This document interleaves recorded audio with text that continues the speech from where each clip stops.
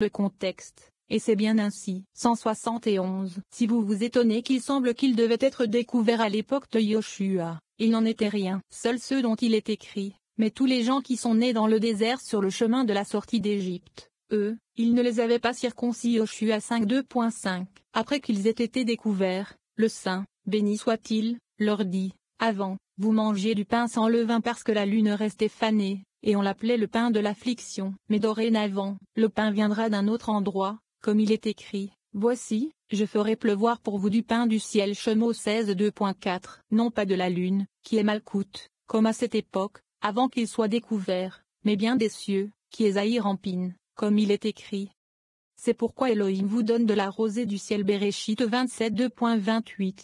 172. Les saints Israël observent les jours où ils sont passés sous les ailes de la Shechina et gardent le pain qui vient de son côté, ainsi que les matzot, comme il est écrit, et vous observerez le commandement des pains sans levain. Shemot 12h17. Quelle est la signification de, et vous observerez les pains sans levain? C'est similaire à, et tu observeras mon alliance. Shemot 19:2.5. Qui est l'alliance de circoncision. Et tout cela s'élève et se rattache au même niveau, comme mentionné au préalable. 173. On peut se demander comment il se fait que Moïse ne les ait pas découverts, mais qu'il les ait laissés circoncis sans les découvrir. Il répond, afin qu'Israël ne soit pas retardé jusqu'à ce qu'il soit guéri. Il ne les a donc pas découvrés. À ce sujet, il est écrit, pendant 7 jours, vous mangerez du pain sans levain avec lui. Le pain de l'affliction. Devarim 16:2.3. Pourquoi était-ce le pain de l'affliction? Parce que, car vous êtes sortis en Atibidem, et similairement, il est écrit, et vous ne pouviez pas attendre. Shemot 12h39.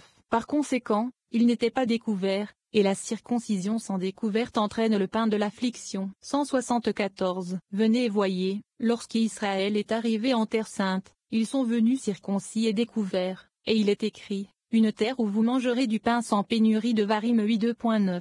Et qu'est-ce que la disette? C'est le pain de l'affliction. Et pourquoi est-il appelé le pain de l'affliction? C'est parce que la lune, qui est Malkout, est décroissante et n'est pas bénie du soleil, qui est Zahir Ampin, et ne brille pas du soleil, comme il est écrit, car tout, Kol, ce qui est dans les cieux et sur la terre. Yamim 29:2.11, moins ce qui signifie que Kol tout, qui est Tilzot Zahir Ampin, est attaché au ciel, qui est Zahir Ampin, et à la terre, qui est Malkout, et recevait des cieux et donne à la terre. Pourquoi n'a-t-on pas vu briller le jubilé, qui est Bina? C'est parce qu'il ne se découvrait pas, comme mentionné auparavant, mais maintenant qu'Israël a été circoncis et s'est découvert en arrivant dans la terre sainte, il est écrit, vous ne manquerez de rien. Et Kol, en El Devarim 8:2.9, à savoir, le Huzot Zahir Ampin qui illumine sur Malkout et s'appelle Kol. Quelle est la raison de, dans lequel vous ne mangerez pas de pain sans pénurie? C'est parce que vous n'y manquerez pas de Kol, comme il le faisait en Égypte. 175. Et chaque année, les enfants d'Israël font mémoire de l'Égypte et mangent du pain non vécu et n'ont pas interrompu cela depuis des générations et des générations. Parce qu'ils ne se sont pas découverts en Égypte, ils ont manqué de ce Kol.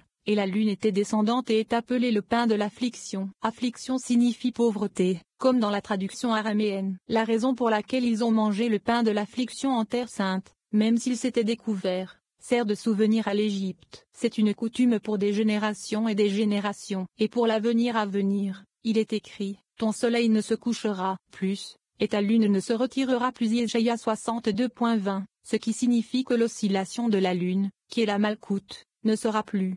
176. Nous avons appris que Rabbi Shimon a dit, il est écrit, le 10e jour de ce mois, ils prendront. Shemot 12:2.3, et le 10e jour de ce 7e mois, il y aura Yom Kippour Veikra à 23h27. Cela découle de ce que nous avons appris, comme écrit, le 10e jour de ce mois. Le Zohar s'émoigne et demande, qu'est-ce que cela signifie? Il répond qu'il s'agit des mots le 10e jour. L'affaire de la prise de l'agneau vient du 10e, qui est Bina qui brille sur Malkout, comme mentionné. Et c'est pourquoi il mentionne d'abord l'analogie entre le 10e dans ce contexte et le 10e de Yom Kippour, qui est Bina. Et il demande, il est écrit de ce mois, mais il faudrait dire de ce mois. Il répond, c'est parce que lorsque l'illumination est arrivée à ce niveau, qui est Malkout, la phrase de ce mois, du mois est exacte, qui est Malkout qui est appelé mois.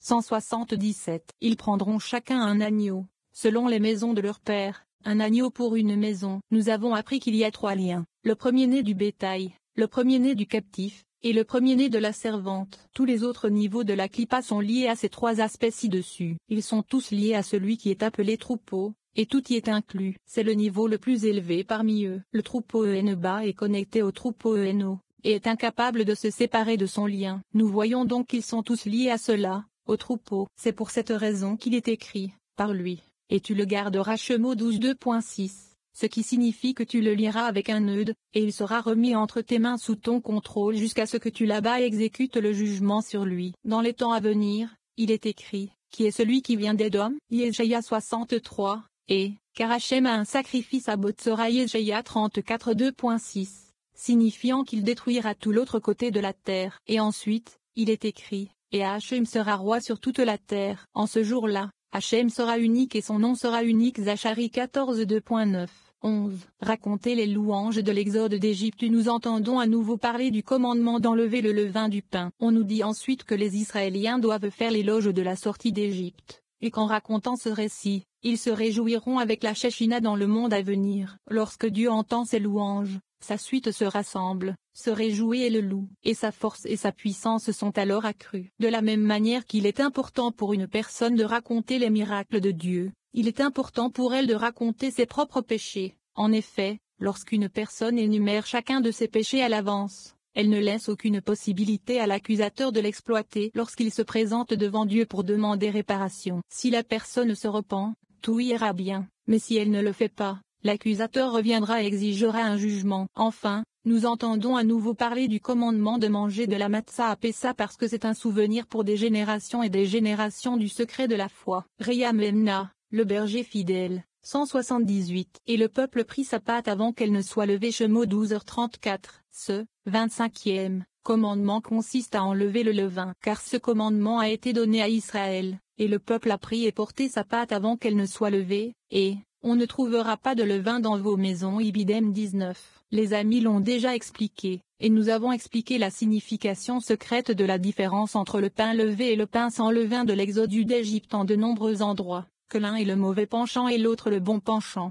179. Le commandement suivant, 26e, est de raconter les louanges de l'exode d'Égypte, ce qui incombe à toute personne de toujours raconter ses louanges. Nous avons expliqué que toute personne qui raconte la sortie d'Égypte et qui se réjouit en racontant ce récit est destinée à se réjouir avec la Shekhinah dans le monde à venir, ce qui est une joie de tous les côtés. Car telle est la personne qui se réjouit de son maître, et le saint, béni soit-il, se réjouit de son histoire. 180. En ce temps-là, le saint, béni soit-il, rassemble toute sa suite et leur dit, allez écouter le récit de mon excellence que mes enfants racontent. Réjouissez-vous de ma rédemption. À ce moment-là, ils se rassemblent tous et viennent se joindre à Israël pour écouter le récit de la louange. Ils se réjouissent de la joie de la délivrance de leur maître, et viennent remercier et louer le saint, béni soit-il, pour tous ses miracles et ses exploits, et le remercier pour la nation sainte qu'il a sur terre et qui se réjouit de la joie de la délivrance de leur maître.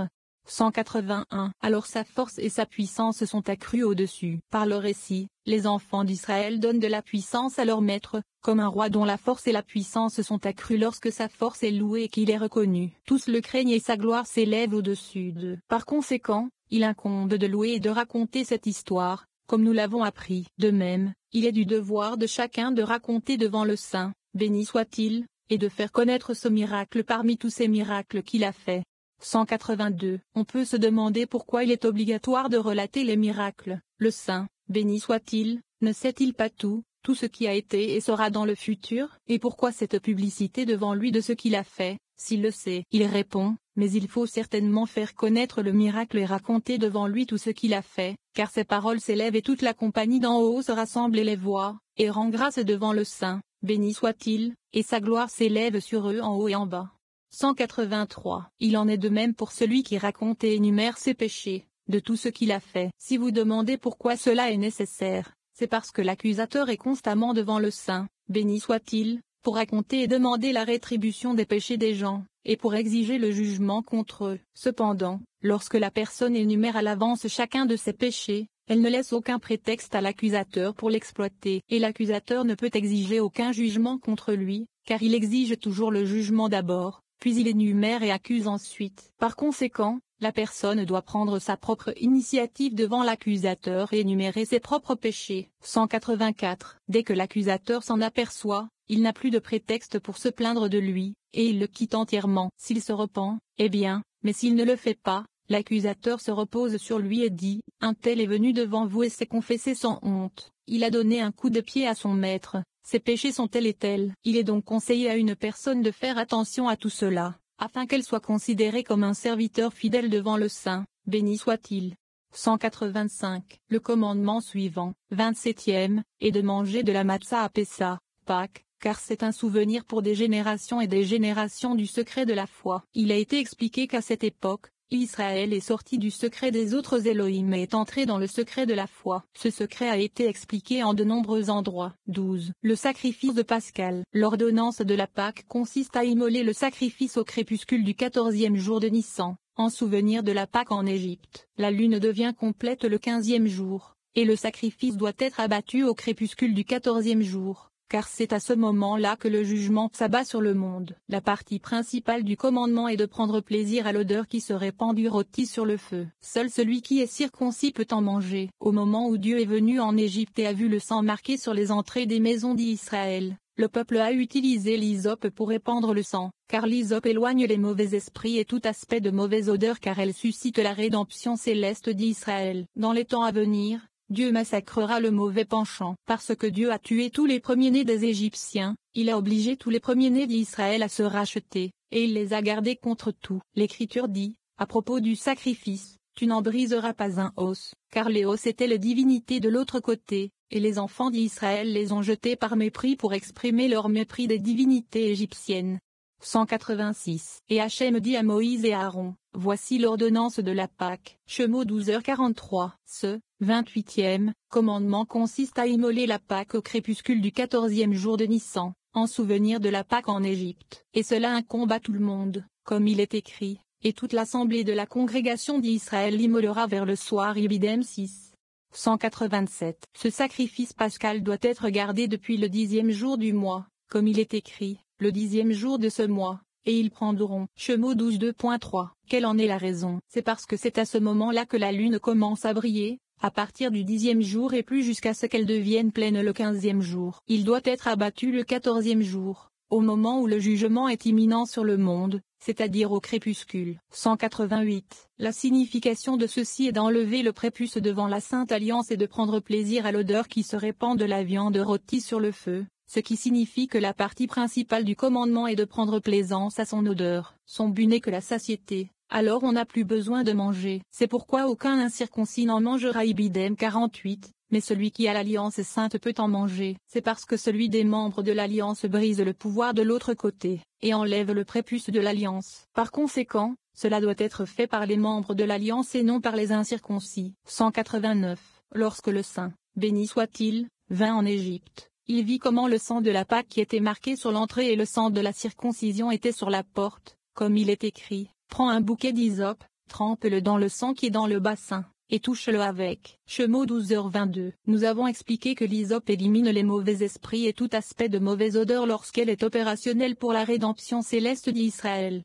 190. Dans le futur à venir, le Saint, béni soit-il, viendra sur le mauvais penchant et le massacrera. Par cette rédemption d'Égypte, il est écrit, et toute l'assemblée de la congrégation d'Israël l'abattra, car c'est un signe de souvenir pour le temps à venir de la rédemption supérieure qui est plus élevée que celle d'Égypte. 191. Le linteau et les deux poteaux latéraux. Ils ont marqué la lettre Yud sur les montants de la porte. Ils ont marqué la lettre Yud sur le linteau pour montrer à travers eux la marque de l'Alliance sainte, qui est le Yud, et le prépuce a été brisé devant le sang de l'Alliance qui a été marqué sur tous. Et le sang est venu sur le sang, ainsi que le sang du sacrifice pascal sur le sang de la circoncision. Lorsque le destructeur passait, il voyait le sang et s'éloignait de la maison, comme il est écrit. Et il ne permettra pas au destructeur. Shemot 12h23, 192. Il demande, si le saint, béni soit-il, tuait lui-même, pourquoi est-il écrit, et ne permettra pas au destructeur, ce qui implique que le destructeur le faisait et non le saint, béni soit-il. Il répond, assurément, le saint, béni soit-il, était le seul à tuer et le destructeur cherchait à trouver un prétexte contre les Israéliens pour les accuser. Dès qu'il voyait le bris du prépuce sous deux aspects, par le sang de la Passe et le sang de la circoncision, il s'enfuyait et les quittait. 193. Parce que le Saint, béni soit-il, a tué tous les premiers-nés de ce côté, il a obligé les premiers-nés d'Israël à se racheter eux-mêmes afin que l'autre côté ne trouve aucun prétexte contre eux. Le Saint, béni soit-il.